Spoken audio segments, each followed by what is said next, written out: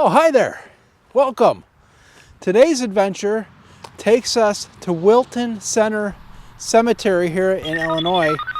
This cemetery goes back to the pioneering days, as most of these cemeteries do that I explore. This cemetery goes back to the 1840s. Large cemetery, over 1,000 graves in this cemetery. There's some very old stuff in here that's pretty neat. So let's go explore this cemetery. So come with me as we explore Wilton Center Cemetery. What was once a very peaceful country road is now a busy road. And here is the original entrance to this cemetery with these tall 10-foot columns. Only one remains, however. Only the top finial of the second one remains, as this one somehow was destroyed. I don't know what happened to the bricks on that. But this is the original entrance to the cemetery. The cemetery has expanded a bit, and there's an entrance of more modern graves and more modern area just to our south. As when we immediately walk in here, we do see some very old tombstones that are knocked over, unfortunately.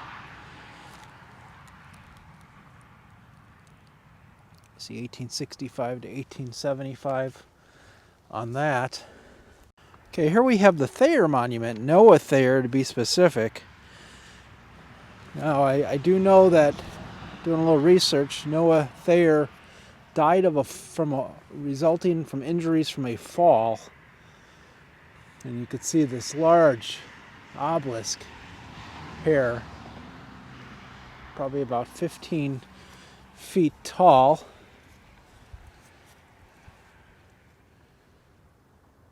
You can see his wife there, and then Noah himself, 1885. He didn't die immediately from the fall. He died of some injuries resulting from the fall. And here's a nice old marker here.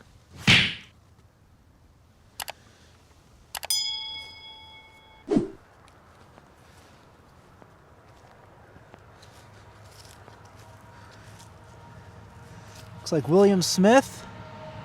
I see 1820 on that marker. That's nice though, with the anchor there and the curtain kind of draped over the edge of it. That's really nice. It's a nice old marker.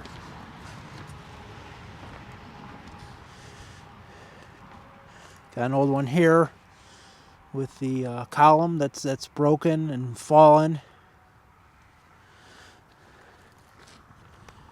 And then right next to it, we have one in the ground here with the handshake. You can still see that, although I can't make out the name on that.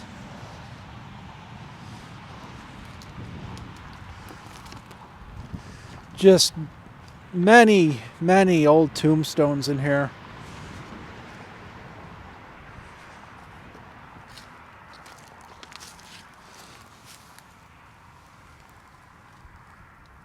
Hard to make out that one as well.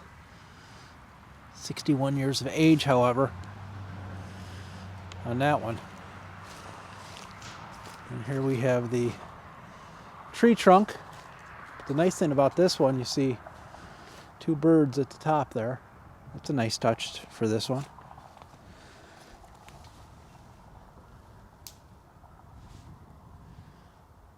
(1833 to 1900). This one appears to be in German. Not surprising. A lot of German monuments in and around this area.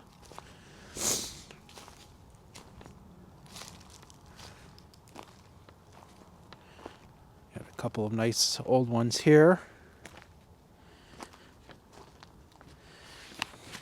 A bit of a flag that has fallen. Let me put that back up. Or not, because the ground is frozen. I'll just lean that up against there.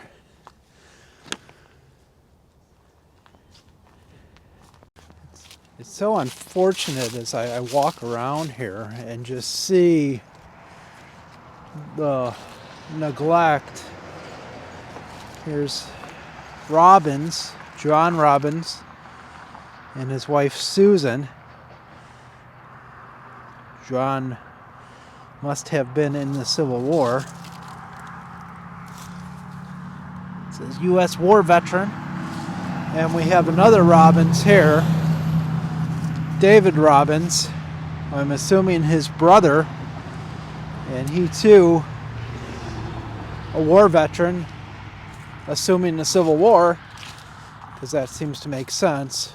But this cemetery as a whole is not in good shape.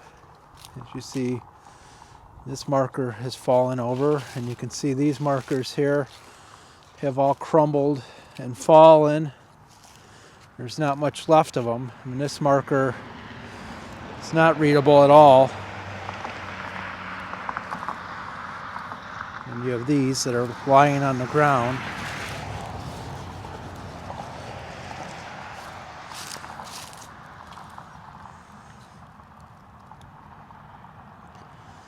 That one there, very difficult to read. And then you've got some tombstones here just piled on top of each other. And things like this. What a shame.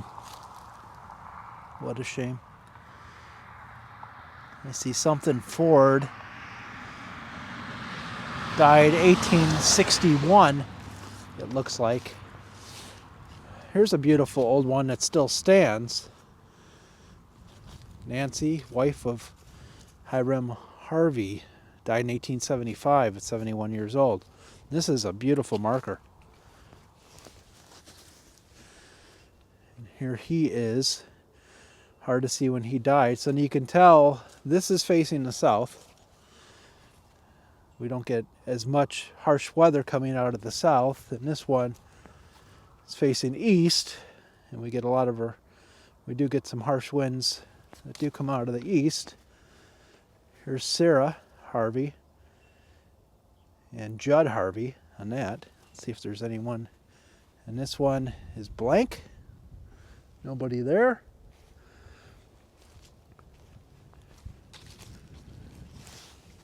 There's so many to see here. Another old one. Cowham is the name. And look at this one here. I thought for a second here this was an actual tree, and then I realized it was on a concrete base, so it couldn't have been an actual tree. Alice is the name. White, wife of George.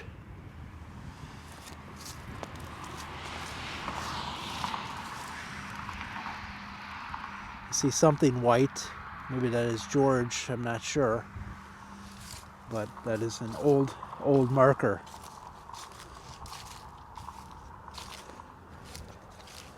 Another old marker here. I can't even tell what that is. Unable to read that one. This one caught my eye. First the flags, and then the marker itself. What a beautiful marker.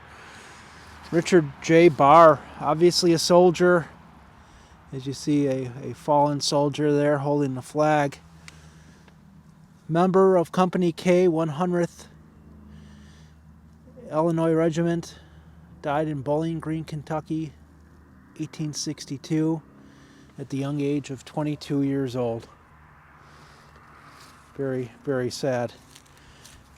And then next to him are two, what were very sizable markers at one time. They have fallen. Heinrich, the name on that one, 1868.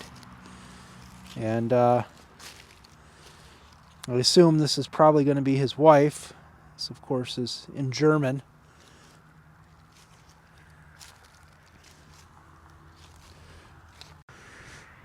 This marker broken in half. This marker was on a large base, but has since tipped over. And it looks like Ward Ship died in 1860. Looks like 12 years old. Very large marker for him.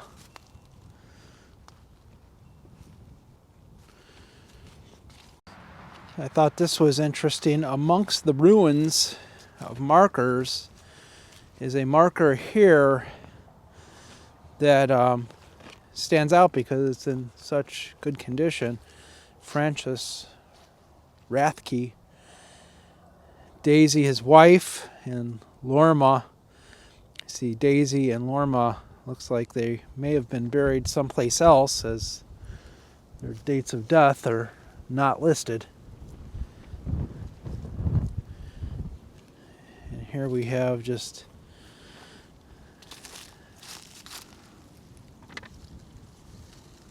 stuff is completely destroyed in here.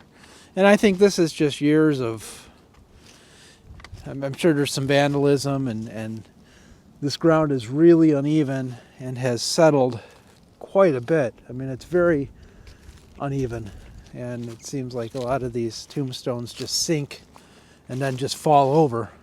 So that does not help things. I saw this one here. This one has some nice curbing to it. Must be an infant. It's very small, and it has the headstone and as well as a footstone.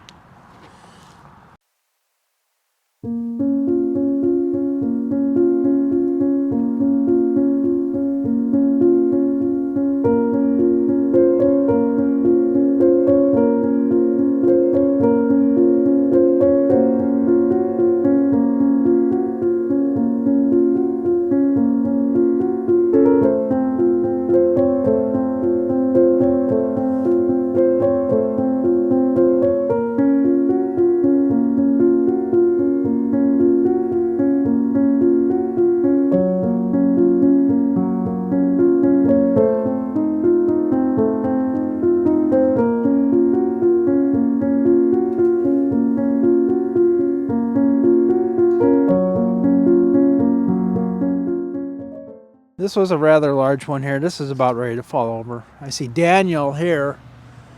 Can't quite make out the last name, but I see Daniel as the first name. I mean, just look at this grouping of tombstones here, just lying here under the tree. And there's, underneath the ground, there appears to be tombstones just buried under there. You could see something sticking out there a little bit.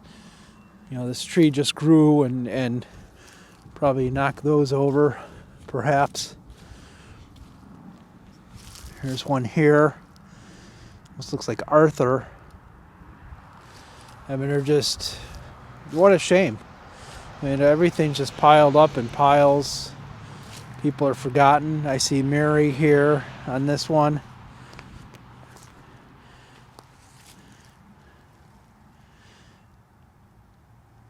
Mary's, man, what a shame. Look over here, we have an urn that's been shattered, broken, like pretty much everything in this cemetery, to be honest with you. And we have a Samuel Barr here, and that's a newer tombstone. Here's his original. This was kind of nice that they did this. So that's his original tombstone, and then this would be a duplicate of it, born in March 17th, 1834 in Ireland. And he died in this area in 1868. And what a trek that must have been at the time, to come here from Ireland. I mean, that's, wow. I mean, that had to take months to get here from Ireland. Another old one here. Unreadable. It's a shame. And this is kind of interesting. We have an old sign here on the tree. It says, "Keep out." I don't know where you're keeping out of. There's really nothing there except field.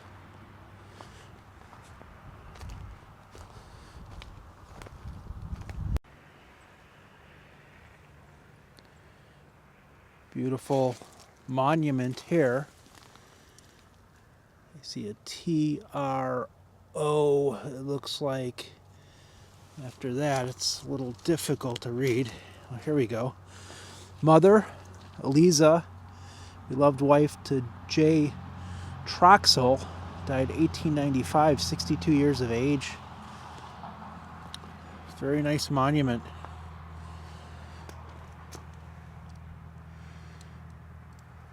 It's difficult to read. Here's Helen, 1858 to 1907. And look at this one here. What do we have here? So this was, looks like a family plot at one time. Obviously has fallen. The squirrels have used this for their acorns. And here's the monument here. Belaster Kiel, born in Germany, 1818 to 1898. But the interesting thing about this one is, so we have the base here, and the base, let me see if you can see it, is tilted slight to the back, but yet the main part of the monument is in front and to the left. So you think if this was tilted to the back, it would fall to the back. And then the top to the monument is way over here with the finial and other pieces. I mean, this was a very nice monument at one time. So I don't know what happened to this one, but definitely a little suspect as to how that fell. And you could see there used to be curbing here to mark that family. That curbing is pretty much destroyed at this point. So the cemetery has over 1,100 graves, with the first one being Polly Winslow. Here looks to be a grave of a child. So Polly died in 1848, and she is listed as the first one buried here in this cemetery. I mean, just many, many graves. This one is very interesting. This one looks recent, as obviously the flowers are recent, and the dirt has definitely been disturbed. No marker of any kind, and it's kind of in a weird area because it's in the area, as you can see, with all these very old markers from over 100 years ago, and suddenly there's these fake flowers with something that seems rather new. Oh wait, is this a sign here? Oh, that sign says small 1941. Okay, everybody, that's going to do it for today from Wilton Center Cemetery. It's just so sad to see all these old tombstones that are in just bad shape. Things are ready to fall over. Things have already fallen over. Piles of tombstones that you can no longer read. You know, this one right here, that's about ready to fall over. It's a shame that the cemetery ended up this way, and I don't know if it's probably a combination of vandalism and just age. But thank you for joining me today. Another great exploration. And until next time, keep exploring.